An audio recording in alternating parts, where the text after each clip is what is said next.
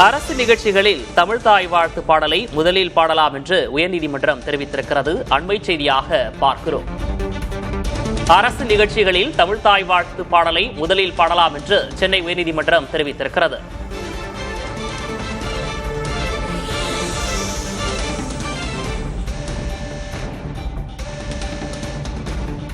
இறுதியில்தான் பாட வேண்டும் என அரசின் விதியில் இல்லை என்றும் சுட்டிக்காட்டியிருக்கிறது. மாநில பாடலை இறுதியில்தான் பாட வேண்டும் என விதியில் கூறப்படவில்லை என்றும் மத்திய அரசு தெரிவித்ததை கூறியிருக்கிறது. அரசு நிகழ்ச்சிகளில் தமிழ்த்தாய் வாழ்த்து பாடலை முதலில் பாடலாம் என்று உயர்நீதிமன்றம் தெரிவித்திருக்கிறது. அண்மை செய்தியாக பார்க்கிறோம். இது தொடர்பான கூடுதல் விவரங்களோடு செய்தியாளர் சுப்பையா இணைந்திருக்கிறார். சுப்பையா, முழு விவரம். தமிழகத்தில் அரசு நிகழ்ச்சிகளை தமிழ்த்தாய் வாழ்த்து பாடி துவங்க வேண்டும் என்று உறுதி செய்ய அதிகாரிகளுக்கு உத்தரவிடக் கோரி சென்னையைச் சேர்ந்த அனன்யா ராதாகிருஷ்ணன் என்பவர் உயர்நீதிமன்றத்தில் பொதுநல வழக்கு தாக்கல் செய்திருந்தார். அவர் தாக்கல் செய்த மனுவில் தமிழ்நாட்டில் அரசு நிகழ்ச்சிகள் தமிழ்த்தாய் வாழ்த்துடன் பாடி துவங்கப்படுவதும் தேசிய கீதம் இசைத்து நிறைவு செய்வதும் பல ஆண்டுகளாக மரபாக பின்பற்றப்படுகிறது என்றும் அந்த மனுவில் குறிப்பிட்டிருந்தார். அது மட்டுமல்லாமல் இந்த நடைமுறையை நீர்த்து போக செய்யும் வகையில் அரசு நிகழ்ச்சியை வந்தே மாதரம் பாடிய துவங்க வேண்டும் என மத்திய உள்துறை அமைச்சகம் கடந்த ஜனவரி 28ஆம் தேதி சுற்றறிக்கை பிறப்பித்துள்ளது.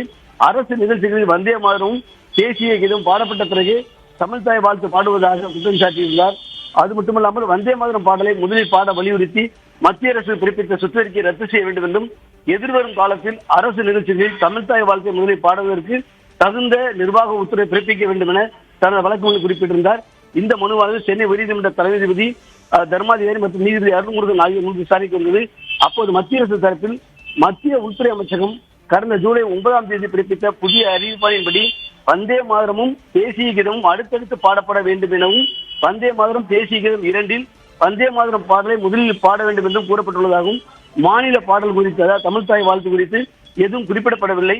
எனவே மாநில பாடலை இறுதியில் தான் பாட வேண்டும் என அதில் கூறவில்லை என்றும் விளக்கம் அளித்தார்கள்.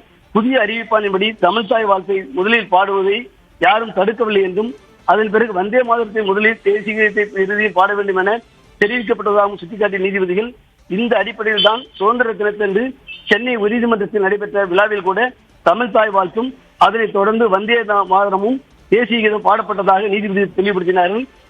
இந்த வாதங்களை முடிவெடுத்து இந்த வழக்கில் தீர்ப்பு குறிப்பிடாமல் நீதிபதி தீர்ப்பை தெளிவித்து தேதி குறிப்பிடாமல் தீர்ப்பை தெளிவித்துள்ளனர். இந்த வழக்கில் விரைவில் தீர்ப்பு வரும் என்று எதிர்பார்க்கப்படுகிறது. சுபையா, இப்போ மனுதாரர் தரப்புல என்னென்ன விஷயங்களை முன் வச்சிருந்தாங்க? இப்ப அரசு நிகழ்ச்சிகளில் தமிழ்த்தாய் வாழ்த்து பாடலை முதலில் பாடலாம் என்று உயர்நீதிமன்றம் தெளிவுபடுத்தி இருக்கிறது. அதனால் இதில் நீடித்து வந்த சிக்கல் ஒரு முடிவுக்கு வந்திருக்கு அப்படின்றத நம்ம புரிஞ்சுக்கலாமா? கண்டிப்பா பாத்தீங்கன்னா, அதாவது சமீபத்தில் நமது தமிழக சட்டப்பேரவையில் ஒரு தீர்மானத்தை நிறைவேற்றினார்கள். அதாவது தமிழ்த்தாய் வாழ்த்தை முதலில் பாட வேண்டும் என்று நிறைவேற்றப்பட்டது. ஆனால் மத்திய அரசானது இது தற்போது வந்தே மாதரம் 180 ஆண்டு என்பதால் சுதந்திர தினத்தன்று கண்டிப்பாக பாட வேண்டும் என்று இந்தியா முழுக்கும் அனுப்பியிருந்தார்கள். அது மட்டுமல்ல, ஜனவரி மாதம் வந்தே மாதரத்தை முதலில் பாட வேண்டும் அரசு விஷயம் என்று ஒரு குறிப்பிட்டிருந்தார்கள். அதாவது வந்தே மாதரம் பாடப்பட வேண்டும் என்று சொன்னார்கள். இதனைத் தொடர்ந்துதான் அந்த அனன்யா மனுவில் வந்தே மாதரத்தை கட்டாயப்படுத்தி முதலில் பாட வேண்டும் என்று சொன்னால் அந்தந்த மாநில மொழி பாடல்கள் அடிபட்டு போகும்.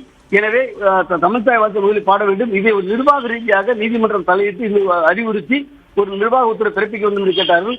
அதுக்கு நீதிமன்றமே இதை தெளிவுபடுத்தி விட்டது.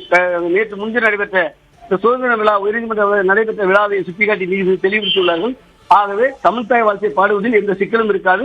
அதுவும் தமிழ்த்தாய் வாழ்த்தை முதலாக பாடுவதில் எந்த பிரச்சனை இருக்காது என்று இது மூலம் தெரிய வருகிறது. உங்களுடைய விரிவான விவரங்களுக்கு நன்றி சுப்பையா.